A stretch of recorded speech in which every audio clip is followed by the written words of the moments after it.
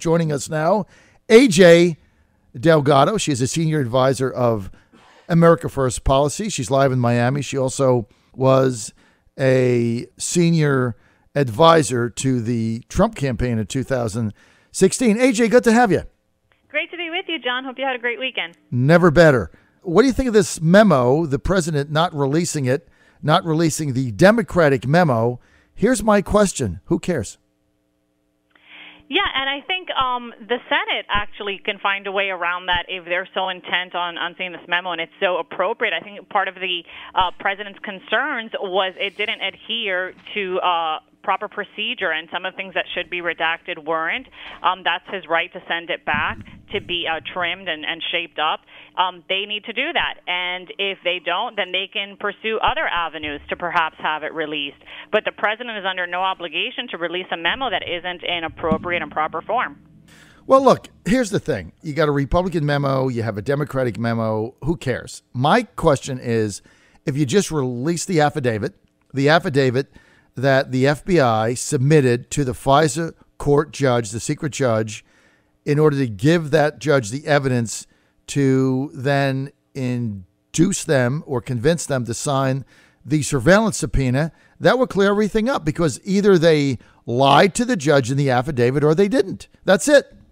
How simple is that? What we want to see really are the underlying documents, because it's just as you said, who cares? At the end of the day, the Republican memo is going to make one argument, the Democrat memo is going to make another one. Why don't we just see the underlying documents, and we can make up our own mind and see what was actually said to that court? Was the necessary information, such as the basis of the dossier and who funded that dossier, made clear to the court? Things of that nature are what we would want to see for ourselves. So I think this whole mess could be solved just by seeing these underlying documents. But I think it's, typical D.C. power plays happening here. So it's a bit disappointing from whatever angle you look at it. Just release the documents, right? I mean, yeah. just let tell us us. see it. We'll make up our own mind. Yeah, just tell us what happened. To me, the political hyperbole and hysteria that's going around this is a complete waste of time, because you either lied to the judge or you didn't. It's simple. You either went to the judge and said, I want this FISA document, and my evidence is based on a politically motivated fake false dossier that the Washington Free Beacon, the Democratic National Committee under Demi Wasserman Schultz, and the Clinton campaign paid this guy a total of $12.5 million in order to dig up dirt on Trump. By the way, Judge, none of this has been corroborated by any of our intel, but, we do have the dossier and we think it's worthy. Now, either the judge signs it or not. Or they went to him and lied and didn't say that came from the Clinton campaign. To me, this is so black and white. I just can't believe that I'm the only one saying this. Right, and it's definitely possible that they would have gone forward with only saying this dossier exists, but not revealing what the source or the potential agenda behind the dossier is. I mean, it is a literal truth that the dossier exists, right? So I could see that happening. That's the scary part. It's perfectly plausible that they said there exists this dossier, but they didn't say the truth about the dossier is it was funded by X, Y, and Z. It has this potential agenda behind it, which completely changes the circumstances. But since it is a literal truth that, hey, there is this dossier, I'm very worried that that's exactly what happened, that they just referenced it and the judge relied on it in granting that warrant without having the full facts. Exactly. We're with AJ Delgado, Senior Policy Advisor of America First Policies. AJ, we've been talking about this all morning, but I just can't sidestep it. Senate Intel Ranking Chairman, Virginia Democrat Mark Warner. I like Mark Warner. There's a lot of things about it. I voted for him. Everybody knows that. I endorsed his candidacy over Ed Gillespie in 2014. I thought he was a better choice. I can't believe that he sent these texts to this oligarch's lobbyist, which is basically a Russian agent, asking for a private meeting with Michael Steele outside of the committee's jurisdiction, and then saying in the text, let's meet in London privately. I don't want a paper trail.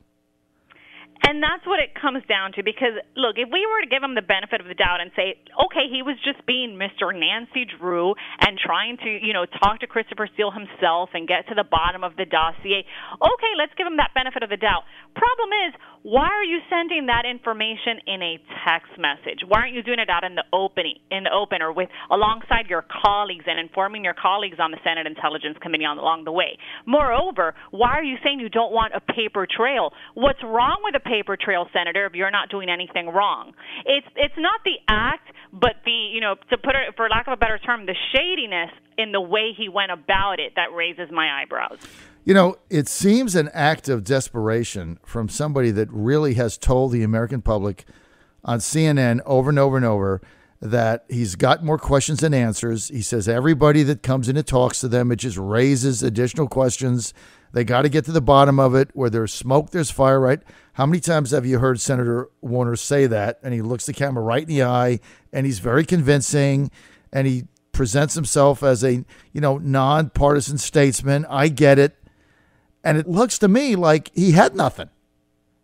He had nothing. Right, or come out and explain it. Why were you sending text messages to the lobbyists of a Russian oligarch? Just tell us why. I haven't heard an explanation from him about this. And why didn't you want a paper trail if what you were doing wasn't wrong? Did you tell others at the time, not afterwards, at the time on the Senate Intelligence Committee that you were doing this? Was this approved? Was this discussed? This seems kind of a major move to do in the shadows, it seems. It's very, very concerning. It's been a couple of days now since we learned of this, and I have yet to hear a real explanation from Senator Warner. So, waiting. Crickets. Right? Crickets. And not only that, AJ, but nobody's asking him, right? The media, could you imagine if this was Richard Burr that did this? Or if this was Devin Nunes? If this was Devin Nunes. Oh, my God. They would be there going... would be 50 reporters outside of his office. Or outside of his home. 6 a.m. Exactly. But yet, because it's Mark Warner, nothing. Right. No New York Times expose, no CNN headlines, no reporters, pounding on his office asking for explanations. You get nothing. The duplicity of the legacy media is somewhere between laughable and sad. Somewhere between there, I don't know where. Mm-hmm. Kind of like when Adlai Stevenson, after getting beat the second time by Dwight D. Eisenhower, and they said, "How do you feel?" And he says, it's like stubbing your toe in the middle of the night. I don't know whether to laugh or cry. Somewhere in between. That's basically with AJ Delgado. All right, AJ, so we get the budget bill passed. Now, let's get to DACA, the DACA immigration negotiation. The president's saying, look, I'll give 2 million children that came here. Their parents brought them here legally. I get it. I said I wouldn't do it in the campaign. I'm going to go ahead, break my campaign promise, give them amnesty, give them a path to citizenship. In exchange for that, I want these three things. Now, the Democrats have been screaming for a year about the kids, AJ, it's the kids. We got to help these kids. We can't deport these kids. They don't know any place else. They came here. It's not their fault. It's the kids. And the president says, okay, you're right. It's about the kids. 2 million of them, 3 times what you asked for. I'm good to go, but I want my wall, and I want to get rid of chain migration that doesn't make any sense in today's economy and the scam visa lottery program. And then you get your 2 million. Why aren't the Democrats jumping on this? That's a perfect recap, by the way, and I applaud you on it. And I love the way you couch it. It's exactly right mathematically. It's 3 times what they asked for. DACA recipients are 700,000. Under President Trump's proposal, it would be 1.8 million that would be covered. It's DACA recipients plus people who could have applied for DACA but for whatever reason didn't. And he's calling their bluff, basically. This is why President Trump is such a great negotiator and deal maker and a policy maker at the end of the day. Because he's saying, okay, I'm giving you what you asked for. It's on the table. Take it. It's on the table. And they're still saying no. Because, John, it was never about DACA.